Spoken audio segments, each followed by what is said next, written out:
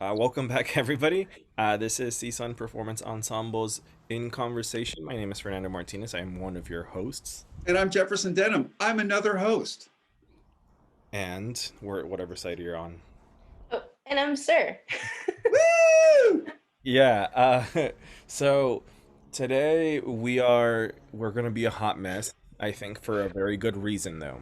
It's gonna be a good reason. But we're a hot mess because we don't know what's happening with the world. The world is just it's weird. Um, I I think in all this talk about with P shutting down for the semester, Yeah. which is weird because I feel like it almost seems like school's gonna go back in person right in the fall. Like there's a lot of conversations with a lot of Yeah. returning. I think CSUN might return. I don't know. Um, PE might be back, right? Uh, hmm but what's unfortunate is that this semester sir, you lost the ability Yeah. to I think to be able to co-direct and be an assistant director in like a more formal way, because like I mean you've been doing that the whole time anyways, right? hmm But now you have the actual title, and so I just wanted to know, we're starting off deep. I think how did it feel? Like what was going through your mind when you realized that it was canceled? Like there was gonna be no PE. Um, it was it was a shocker because I literally found out like 2 days before the semester started. So I didn't even have enough time to really grasp like, oh, I'm not gonna go to this awesome class and our club basically or organization that I've been going to for the past like 3 years. So it was just really like this was a painful moment because I was just trying to figure out what my creative outlet was going to be. I always felt like every time I was with a new class in PE, I was getting closer to my goal and figuring out like what type of artist I am, or how I like to work with ensembles. And even though the platform online was really hard, I still like the fact that we kept going. You know, um, and even last semester we figured it out and made it work. And I think conversations in PE are so essential. Like those conversations in general, like move people. So, and the content we put out, I think, was pretty solid. So it was just a shocker. And then I had to take on, another class, and just really made me sit back and think about my life without PE in that sense, Mhm. And it was just like, huh. But now I'm just waiting to get back in there, and I feel like I'm gonna have a whole new energy and perspective on even like my work or You even know, other people's work as well. one thing you said, which I want to kind of elaborate on, you said that you're in process, or I'm going to say it and then you tell me how to correct me how I'm not getting it right. But you said something about how by being in PE, you are discovering, you're constantly discovering what kind of artist you really are. Yeah. Would you say that for anybody interested in PE, and certainly for you, uh, it does enhance this sense of discovery. It's like it reminds us, let's face it, the only constant is change, that old cliche. And hmm so, but when you're in PE or when you tap into your artistic self, you embrace that idea rather Yeah. than, I mean, it's happening anyway, Yeah. but why not embrace it? Why not really go for it? And so, is that what kind of what you're alluding to? Um, yeah, I think it's kind of I feel like PE is like a journey in life smashed into one semester. You end up finding new things about yourself. Your identity may change, your perspective on the world may change. And also you also tackled something that you most likely been wanting to tackle in your life in that semester. And I don't think that happens in other classes as much. I was talking about the difference between, I think it was teaching and covering material. And I think PE is a class where you, you, we teach and people actively apply different notions to their life and have conversations versus like being in a class where you're just hearing a bunch of content and, memorizing a bunch of terms and just having to recycle them back out. So I think it's such a powerful class. I think any class that's performance or movement or, a variety of artistic skills is like teaching based, and it helps people really apply things to life. Yeah, a follow-up question to that because I mean the majority of the time that you've spent with PE, you were an undergrad student, right? Like now you're a Yeah. grad student at CSUN, and so because I don't know, like, Jefferson, I don't know if this happened to you too, but when like there's something changes, like there's something clicks, right? Like when you're in graduate school, at least for a lot of people, where Yeah. I mean, you may have already seen the world in this particular way, but it sort of intensifies those feelings and those thoughts and those questions that you have and those observations. And so, did you notice that difference when you were an undergrad versus a graduate student? Which I know might be weird because it was online anyways. Yeah. Whole thing happened, but still, like, did you notice a difference? Uh, how I viewed the class specifically. Yeah, I think how you viewed the world, how you viewed the issues that you tackle, and how you sort of performed and directed and just embodied the performance. Yeah. Let's see. That's a good question. Um, it's hard to say because I feel like the only thing that really changed was the severity of the work, like how crucial and like necessary PE was. As a grad student, I realized how important performance is, not just for opening up, but for like society. So I think it just opened me up, and when people came into the class, I was just like, this is bigger than just us putting together a little video, you know? So I think in that sense, when I came into grad school, I was on the same wavelength with PE. Like always, I'm like, this is a family, this is where I'm at. But also like kind of like a bird's eye view, like where are we really going, and like where's everybody's headspace right now as a society, like you know kind of really kind of pushing that idea that we have to think way bigger, like it's bigger than us individually, but us all of us individually make up like everything that's going on. So I think I just took a bird's eye view to PE, and whatnot. Sorry for the background noise. I love it. Oh, They're that's coming to get you and me and everyone. So what I was going to say was, I love that. And something you said earlier too, which I think is really profound. And that is, you were saying that the conversations that happen in the PE class is really in depth and revealing.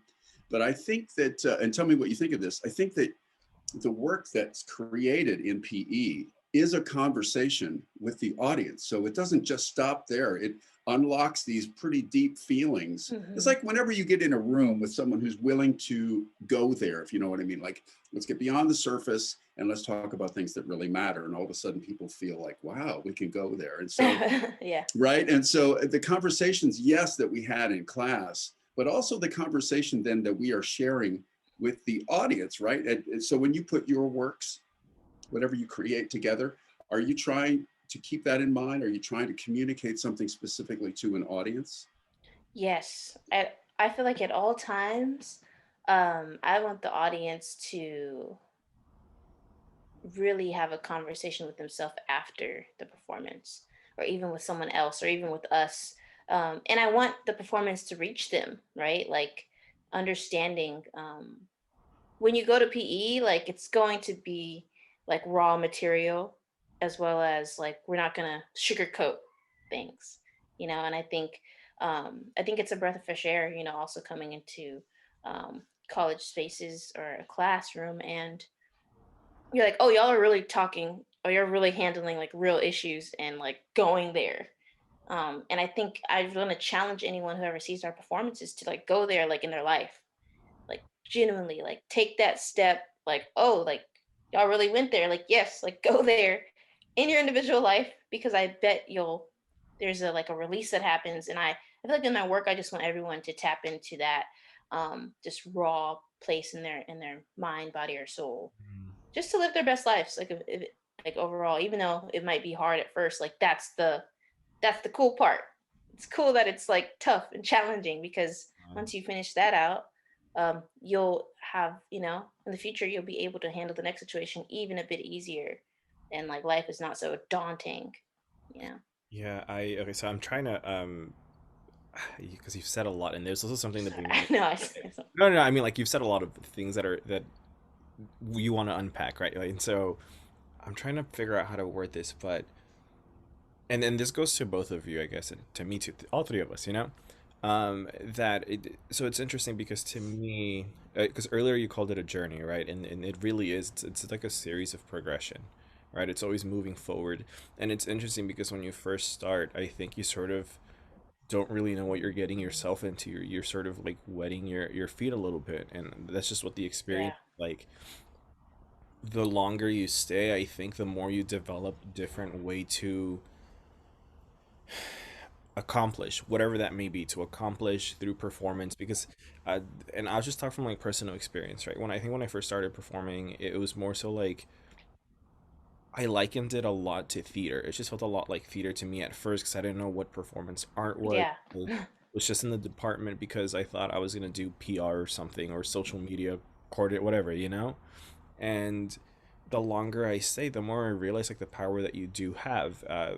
In the last 2 years, it became like curating very specific performances and content that I think really disrupts space for a Hmm. lot of people. It makes it uncomfortable for a lot of people for whatever reason, right? If it makes it uncomfortable because you're challenging somebody's political or sort of social cultural ideals or beliefs, right? Did you notice, and this is for both of you, did you guys ever like notice, because JD, I know that you were only there for a semester, but still, like that's still progression, right? It's still 4 months. Did you guys notice the way that you created and performed changing over time? Let me just say that Sir had a profound effect on me. I'll tell you why. And this speaks to performance ensemble in the macro, but to Sir in the micro. I am a big guy. I'm 6'4", and I've always been very awkward with my body. I love to dance, but oh my God, nobody wants to see it. You know what I'm saying? Pretty. So what Sir does with her body, first of all, started off as intimidating because I'm like, wow, how could your soul be so in touch with your arm and whatever? Because things that emanate out of you. But then, if you recall, in our piece, in our show, we had things where we're kind of climbing over each other. Oh my God, I want to be with humans so bad. That was a sidebar. Anyway, but Sir's piece, it just made me feel less self-conscious. It's like it's okay to move. There's no judgment. And I'm not going to go entering dance contests, but it made me feel a little more at peace with who I am. And I, being a veteran of mental health wars and therapy forever, I'm in this group now where one of the coping strategies is to get in your body, right? Mhm. Ground and all the things that I feel like Sir has in spades. And it was so wonderful and inspiring to be around it. So, yeah, in just one semester, Sir was helping me overcome like, fear of awkwardness and, like feeling like I'm going to be judged. And um, so anyway, that's just something that I'm not sure if this is exactly answering your question, but I wanted to make sure I told Sir specifically that made a big deal, Oh, big change. It made an impact in me, and I'll never forget it. And it's stayed with me. And I guess that does speak to performance ensemble, and that there are things, experiences that you have that continue to sort of unpack themselves. yeah. As you live your life, as you keep moving forward, it's like, yeah, remember when that happened, and it has this blossoming effect. So, Yeah, no, I think you answered it too. Just real quick, I'm also gonna throw in something because I had that same experience with the exact same performance, and I get reminded of that with this background because that's where we performed that. Yes. Um, but there's this like trending joke online on TikTok, right? Because I spend too much time on there, but it's a trend where this person's driving, and the joke is that after like X amount, like 30 minutes, whatever that you're driving, you realize that you're driving. Yeah. Wait, I'm driving, and I think that when you do a lot of just existing, you forget that you're sort of working this machine, right? Like you're working your body and you don't recognize it. And so when you do something where you really have to perform using your body, it's like, oh wait, I have limbs. And you at 6'4", I can imagine, and that's a trip because like you're I've always been the tallest person in the room, and then I met you, and you're like 6 inches taller than I am. Um, Dude, I gotta tell you something. When I meet someone taller than me, it's disorienting because you just feel like I'm so used to sort of a perspective. Yeah. And then all of a sudden I gotta do this. I'm like, what do I do with It's this? a By the bit way, much. from this height, I can see both your houses from here. No, I'm kidding. no, but it's such a surreal moment because like you recognize like, oh, I have this vessel that's not just something that you used to exist with, but that you can actually perform and create art with. And so that's something that I got out when you had us do like your solo piece where there was a lot of that running, but also just when we did a lot of the ensemble pieces where we're slowly moving around and just like contorting our bodies in weird ways. And because I've always been super um self-conscious about Mhm. movement, right? Because I always thought I look stupid doing that, and I didn't feel that way when we were doing that. It really, it was difficult, but I got there. And so that's something that you also Yeah. did. So I think JD, you did answer the question. I think it also happened with me in the performing sense. It also happened in directing sense. But I wanted to hear from your perspective, sir. Was there Yeah. something where you've noticed that change in your performance or your directing? First with performance, I like to go back to sorry, I'm gonna write that down. You sorry. Hmm, I don't want to forget it. So I think with the performance aspect, you just mentioned this part of like you don't want to feel stupid, right? And my journey was like I had to like literally jump through that wall of like self-consciousness, and throughout in my performance journey I had to like battle that every time and just like fake it till I make it, because every time I was in front of y'all, I tell you, like y'all were the first group I ever like danced in front of, seriously. Or That's like unbelievable I to never me. danced You're in front of my blowing, fam. hold on, here goes my head. You're blowing my mind.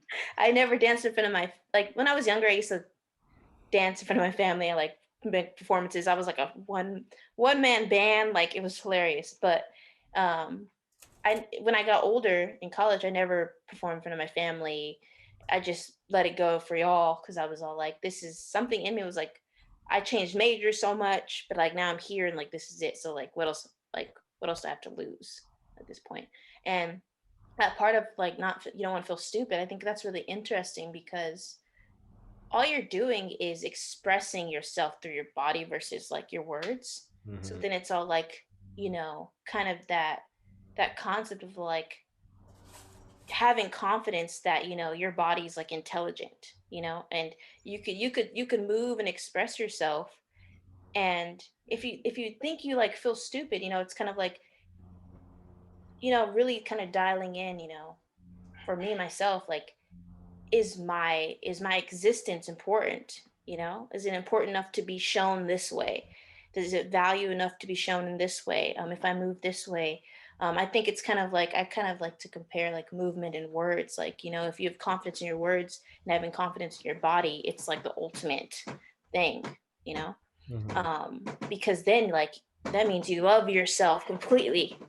You think you're smart in your body as well, and on like all this tactile stuff, you have the confidence to shake someone's hand or give someone a hug. Like you think your body is worth holding. You get what I'm saying? So I think it's really interesting people say that. But I had to fight that, dude. I had to literally like I would fake it till I made it in front of y'all.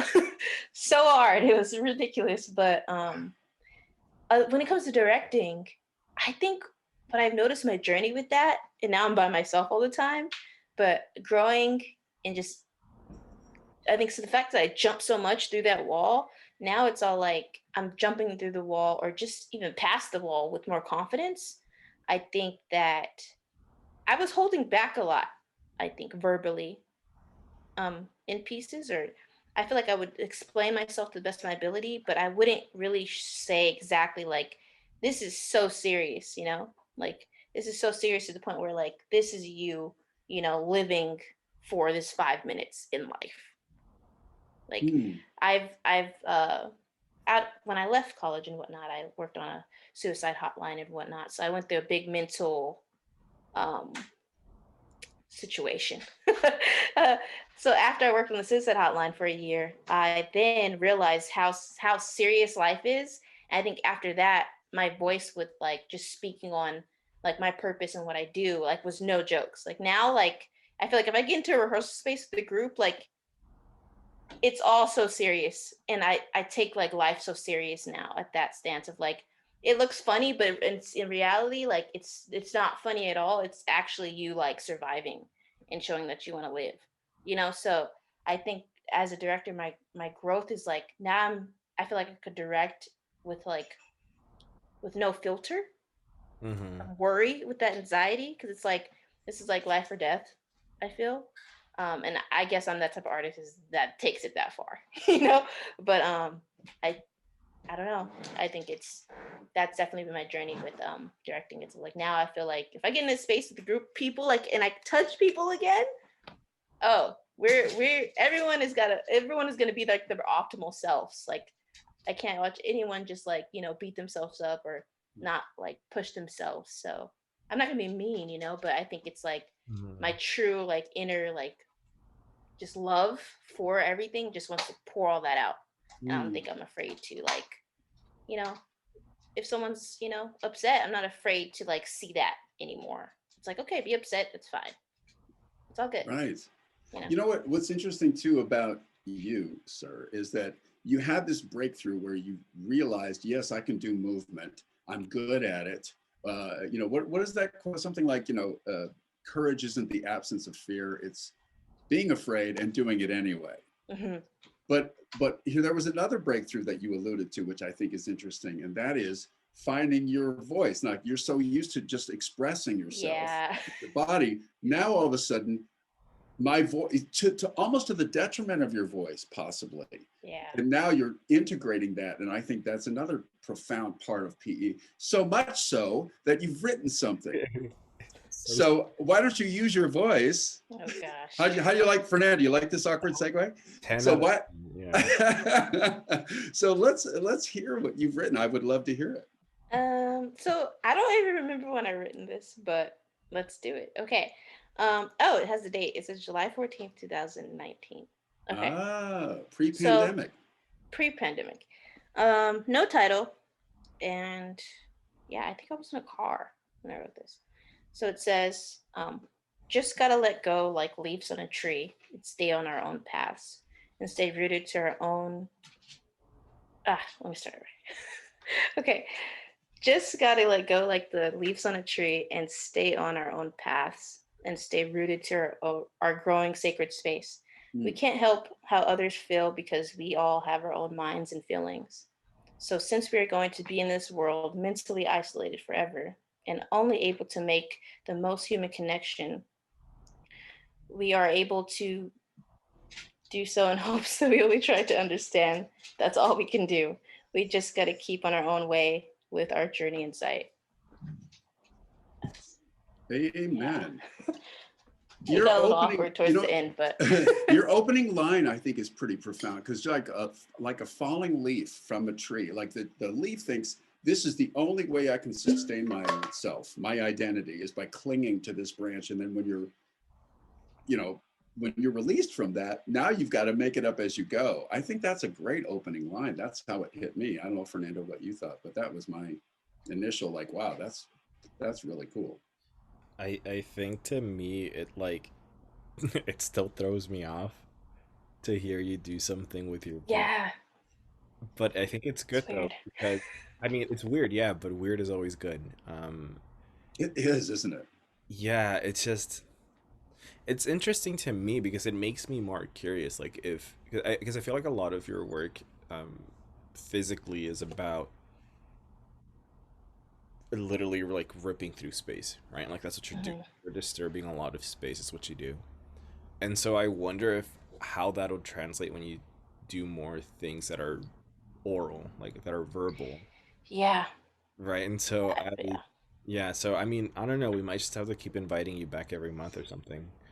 Yeah, I'm I all for literally, that.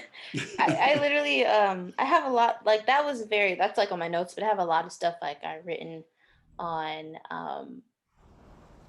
like, Word docs and Google Docs, and I actually have well, you guys know, like, I write, but I feel like I'm in a rehearsal room with y'all staring at me, trying to get me to speak or something.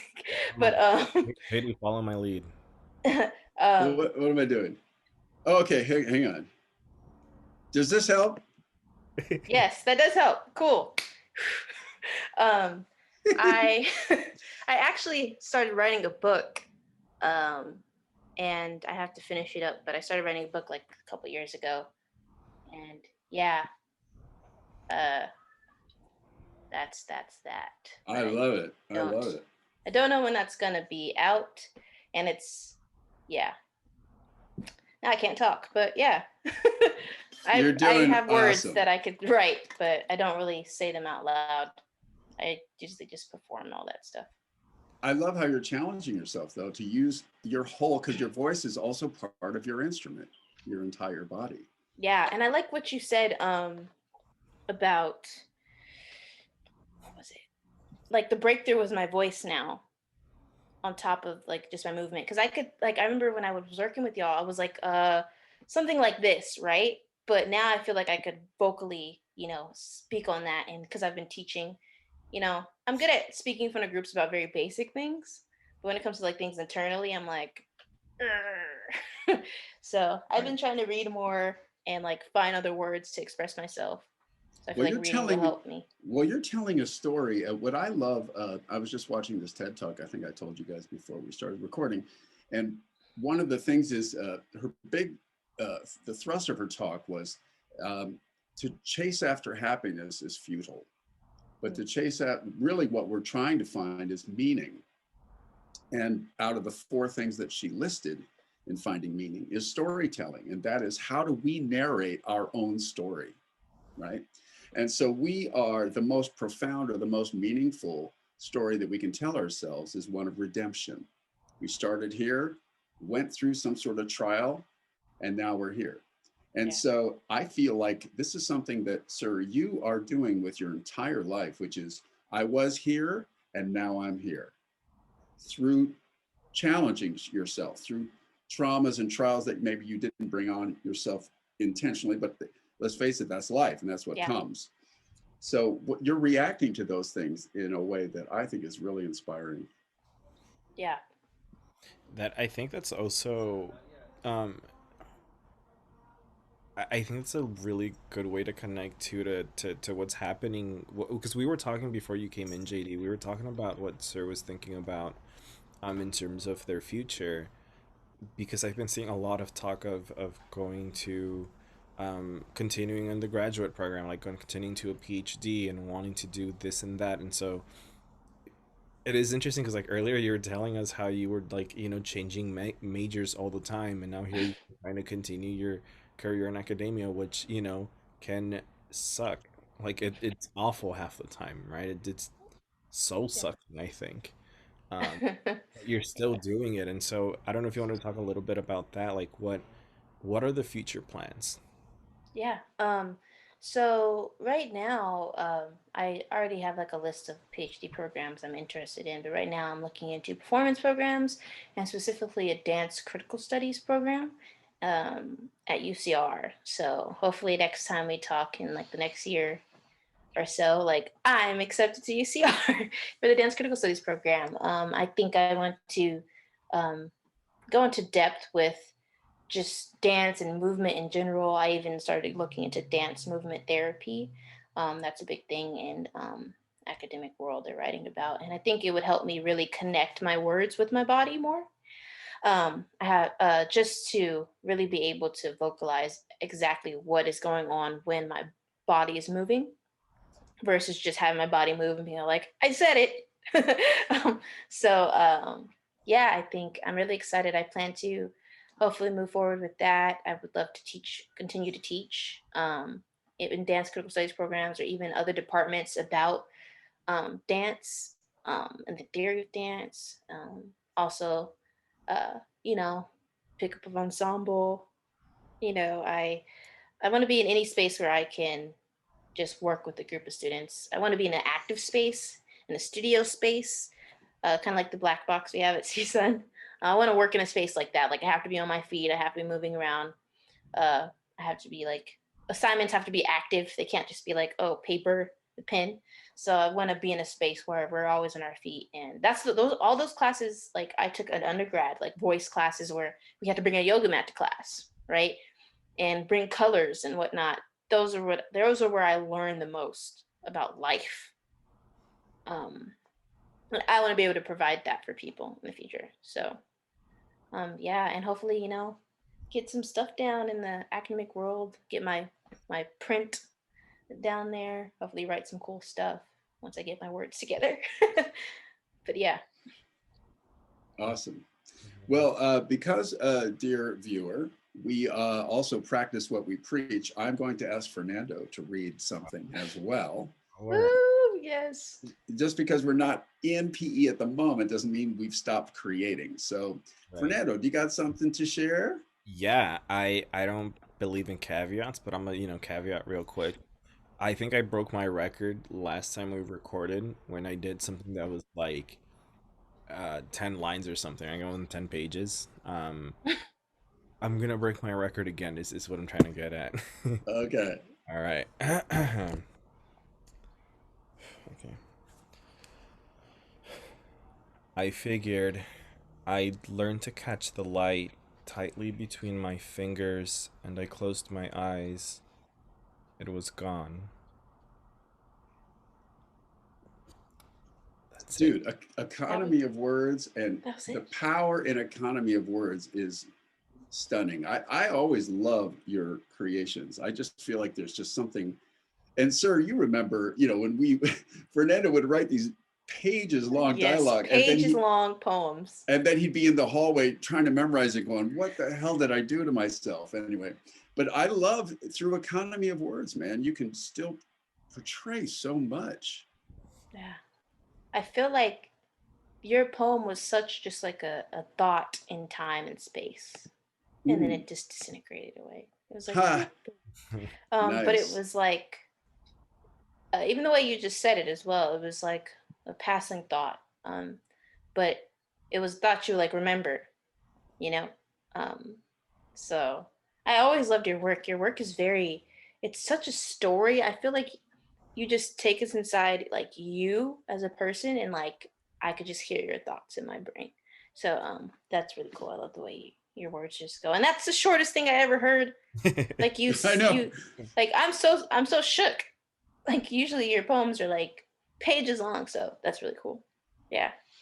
What's interesting I mean, thank you for all the kind words. What's really interesting though is just talking earlier how, because I mentioned how a lot of your work has to do with space, right? Like how you navigate space, how you exist within it, what it means in relation to that space and with other people in that room. And it's interesting because you do that through movement, and a lot of my work is also about space, but it's done through words. It's never movement. Yeah. And I think I think that's the beauty of what you can do here, right? Like you can come in with experience or no experience, but Yeah. and you can choose whatever medium, whatever vessel. It doesn't even matter. Like whatever you do, I think you're gonna find your own way of doing it, right? Maybe I can never create something that's movement based. I can participate in it, and I have done so thanks to Sir, and I've Yeah. sung before thanks to Emily because she asked me to sing, and that's so uncomfortable, but I did it. And I may never be good at that, but I can still do my own thing in my own way. Sir can Yeah. do their own thing in their own way, and JD, like, you can just do whatever you want to, and it doesn't Yeah. matter, right? It's the beauty of it. So Right. Yeah. I think you could literally come in just simply with your life experiences and make something out of that, because it's not like you have to have a specific talent, to perform. Like, we perform gender, we perform so many things in life already. So it's just, I think that's the thing people have to like unlearn coming into PE, is that like performance is not like an instrument or singing or dancing. It's like living. Like how do you want to express to us how you live in this life and all that, and how you take up space, even if that's just walking with no sound, like just doing so, like it's that simple but that severe at the same time, because if you think about like life and like living in the human body, it's like a trip. Have you ever been like eating something or like breathing, and you're like, wait, I'm like breathing in, breathing out, how long have I been doing this for? I barely noticed it today. Like it's those things that, when you're really present, like being present, also being present while sober is a different type of situation because it's a trip that you're like, this is literally just life, and yeah. Yeah, and one more thing too. It's funny. I was about to like close it up soon, but you brought up something else that I want to talk about real quick. Um, because you used the word unlearn, and I think that that's one thing that you do a lot. It's just in a lot of academic spaces, right? In a lot of Mhm. sort of progressive thinking spaces. But it's something that you experience in a much more visceral way when you have to do it in a performative space, Yeah, especially if you come from a place of privilege. And like we all have our own privileges, right? Obviously, some people a lot more than others.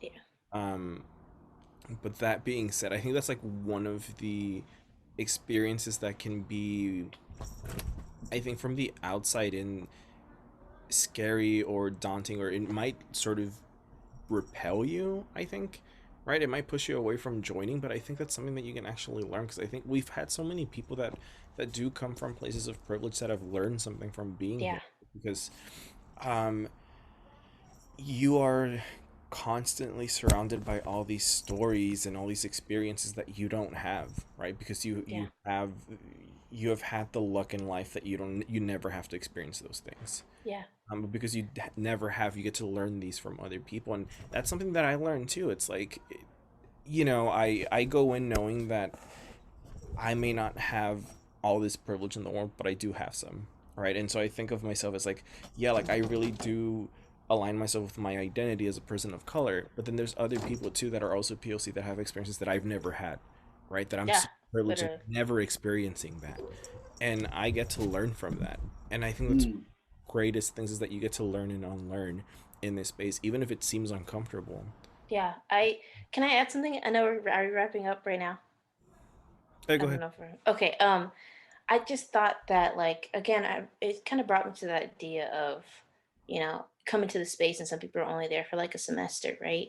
And the people that stay, and I think no matter how long you stay in PE, of course, right? Like Jefferson, you said you have a life altering experience, and you always remember that. However, I think too, I always thought about the people who just experienced it once, and and maybe not come back. However, I was kind of playing with the idea of, um if, other than, like, you have to graduate or something, playing with the idea of people who could have had the opportunity to come back and didn't. Was it, due to fear of going back into such real space and dealing with such things that are so raw sometimes, or was it like they got that piece they needed? They got what they needed and they fixed it, or they figured it out. So I was just playing with that idea, because again, right, you come into the space and you realize what space you hold, privilege or not, or in that spectrum, and then you're like, are you okay with that? Do you want to sit with that? You know, um, and whatnot. So I don't know why that just brought that up for me. I think that's a great observation, sir, because yeah, some people maybe that's all they needed, and it'll serve them moving forward. Maybe some people need to be challenged and say, you know what, if you hit something that you were scared about, but it revealed something authentic and real, don't be afraid to come back and explore some more. Yeah, Both are true, I think. yeah, Yeah, absolutely. And I think that with a lot of that, I mean, we just ended up in a really deep place, and I think that's the perfect.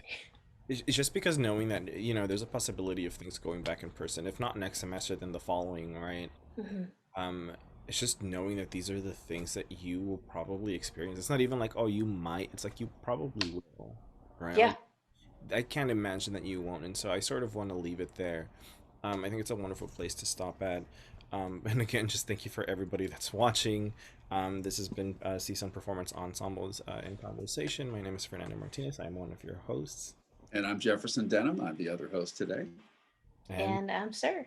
And Sir is our very special guest today. yeah, awesome. All right. And then we are just going to wave goodbye real quick, awkwardly. Before. Oh, wait, hold on. Out loud, Oh, unrecorded. Oh, This, but I'm glad, once I saw what it was, I'm like, so no, this was meant to be off camera. all right. Well, this might be a deleted scene, so. Right. So, okay. So let me just quickly share this with you guys. Swinging at deity shadows. Now, here's my caveat. I had emerged from a hyper right-wing religious background, and I feel like I've been recovering from it ever since. And so this is kind of me processing that even to this day. So here it goes. Ready? Please, God, Buddha, Zeus, Poseidon, give me a sign.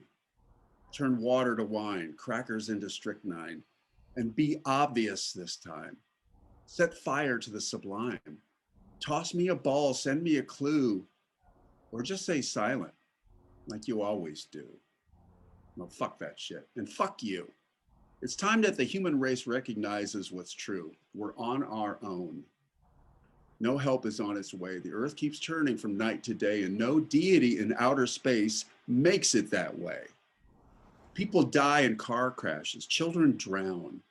Suicides and earthquakes and planes come crashing down. There's no rhyme or reason, nothing at stake. The only meanings are the meanings we make.